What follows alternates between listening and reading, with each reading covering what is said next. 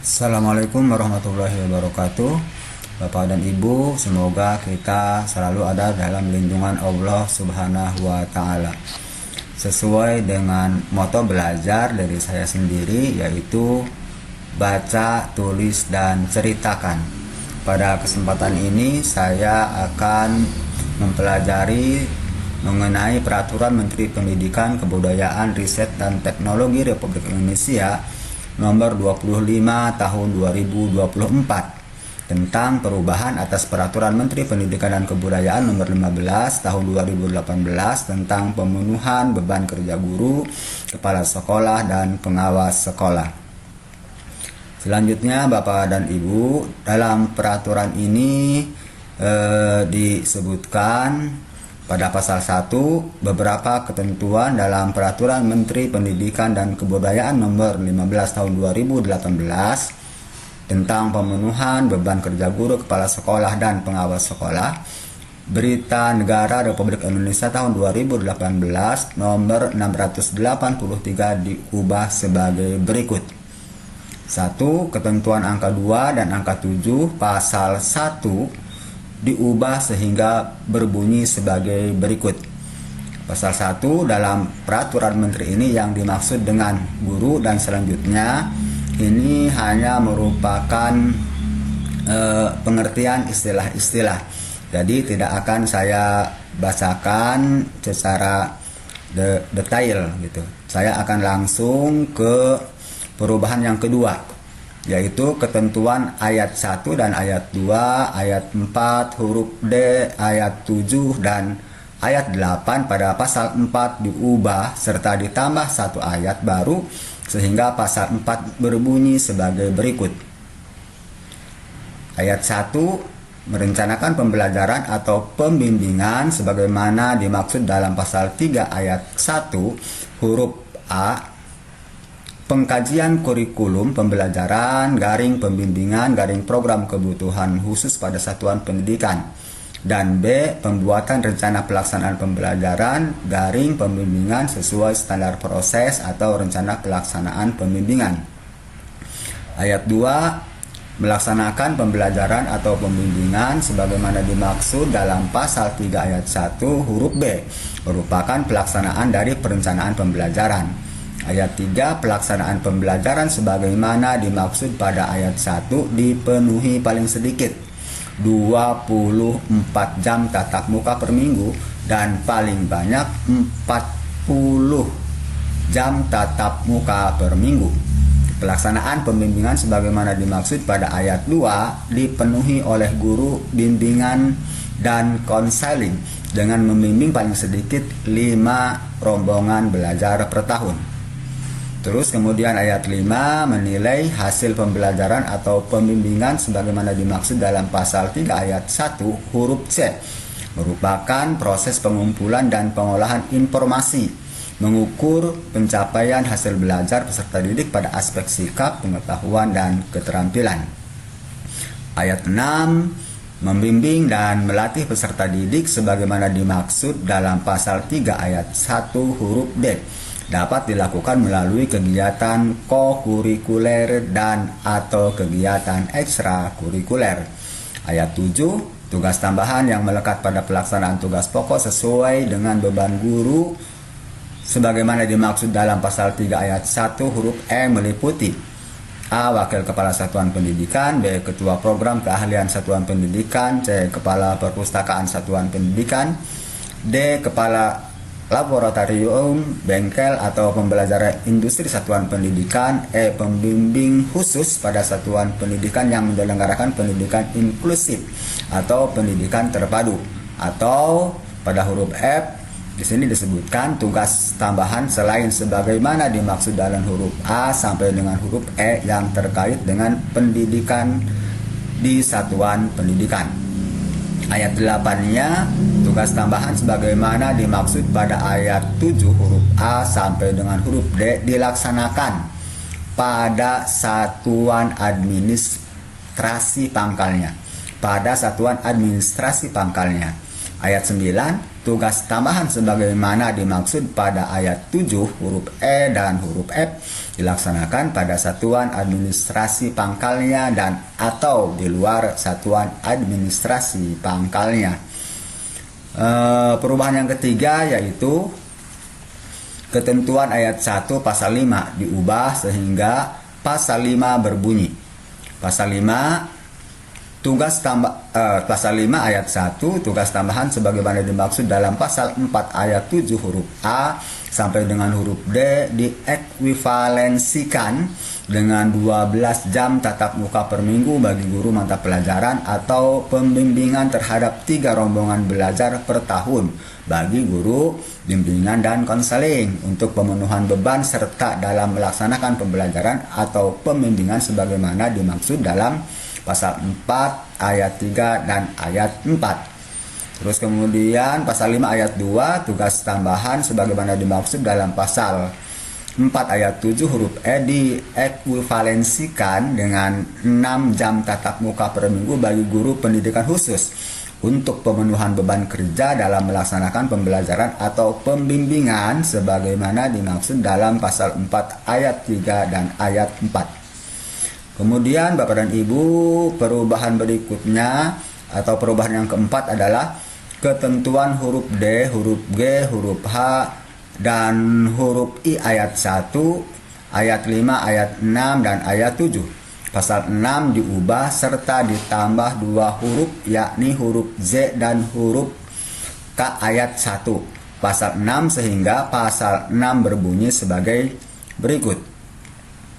Tugas tambahan lain sebagaimana dimaksud dalam pasal 4 ayat 7 huruf F meliputi A. Wali kelas, B. Pembina OSIS, C. Pembina ekstrakurikuler, D. Koordinator pengembangan keprofesian berkelanjutan atau Ketua Bursa Kerja Khusus pada SMK.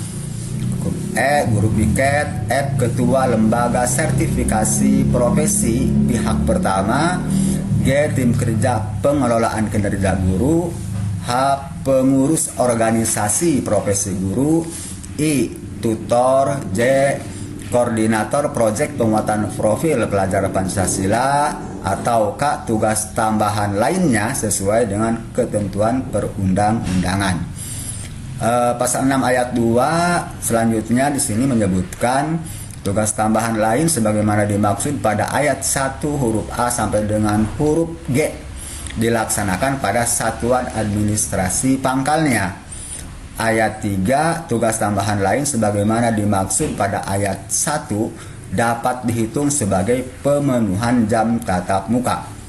Ayat 4 tugas tambahan lain sebagaimana dimaksud pada ayat 1 dapat ekuivalensikan secara kumulatif dengan paling banyak 6 jam tatap muka per minggu bagi guru mata pelajaran.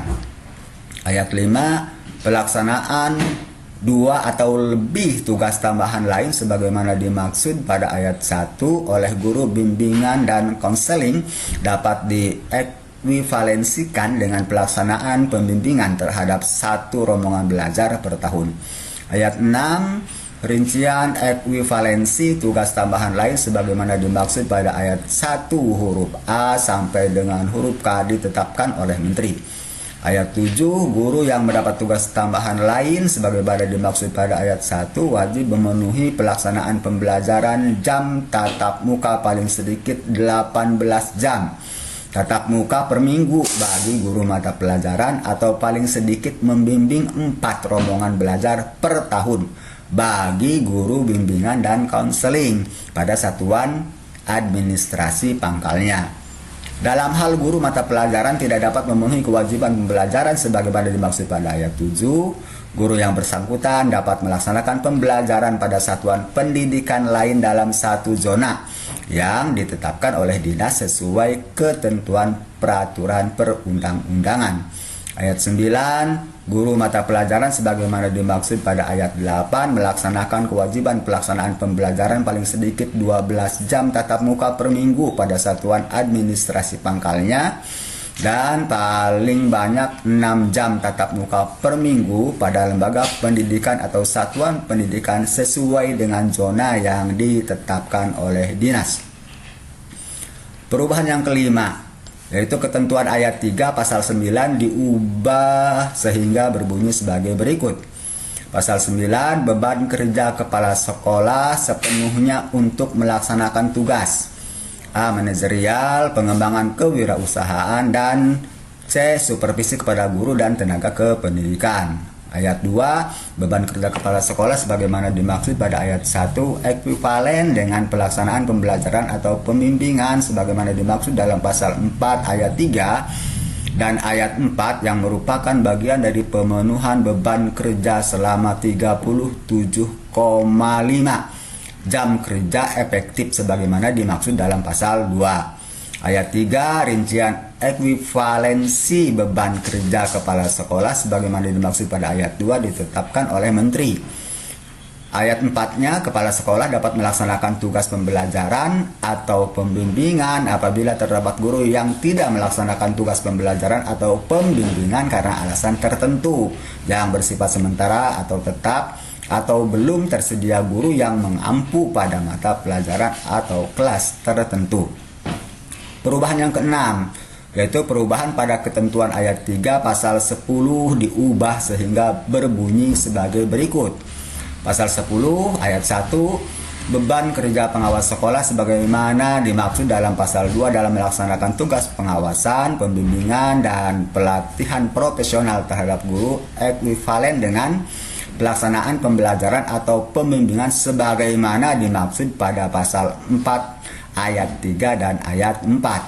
Selain melaksanakan tugas sebagaimana dimaksud pada ayat 1, pengawas sekolah juga merencanakan, mengevaluasi, dan melaporkan hasil pelaksanaan pembinaan, pemantauan, penilaian, dan pembimbingan terhadap guru dan kepala sekolah di sekolah binaannya dalam pemenuhan beban kerja selama 37,5 jam kerja efektif sebagaimana dimaksud dalam pasal 2.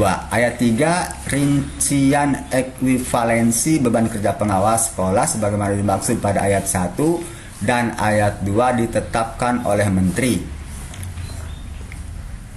Perubahan yang ketujuh, ketentuan ayat 2 pasal 13 diubah sehingga pasal 13 berbunyi. Pasal 13, pemenuhan paling sedikit 24 jam tatap muka per minggu dalam pelaksanaan pembelajaran sebagaimana dimaksud dalam pasal 4 ayat 3 dapat dikecualikan bagi A. Guru tidak dapat memenuhi ketentuan minimal 24 jam tatap muka per minggu berdasarkan struktur kurikulum. B. Guru pendidikan khusus. C. Guru pendidikan layanan khusus. Dan D. Guru pada sekolah Indonesia luar negeri. Ayat 2-nya, pemenuhan pelaksanaan pembimbingan paling sedikit terhadap 5 rombongan belajar per tahun dalam melaksanakan pembimbingan oleh guru bimbingan dan konseling sebagaimana dimaksud dalam pasal 4 ayat 4 dapat dikecualikan dalam hal jumlah rombongan belajar dalam satuan pendidikan kurang dari 5 rombongan belajar. Perubahan yang ke-8 yaitu ketentuan pada lampiran 1, lampiran 2, dan lampiran 3 pada Peraturan Menteri Pendidikan dan Kebudayaan Nomor 15 Tahun 2018 tentang pemenuhan beban kerja guru, kepala sekolah, dan pengawas sekolah, Berita Negara Republik Indonesia Tahun 2018 Nomor 683 dihapus. Pasal 2 Peraturan Menteri ini mulai berlaku pada tanggal diundangkan.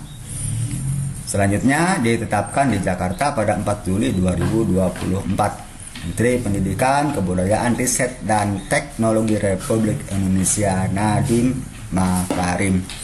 Demikian Bapak dan Ibu, mudah-mudahan hal ini bisa menambah pengetahuan kita, bekal bagi kita agar nanti beban kerja tersebut dapat terpenuhi.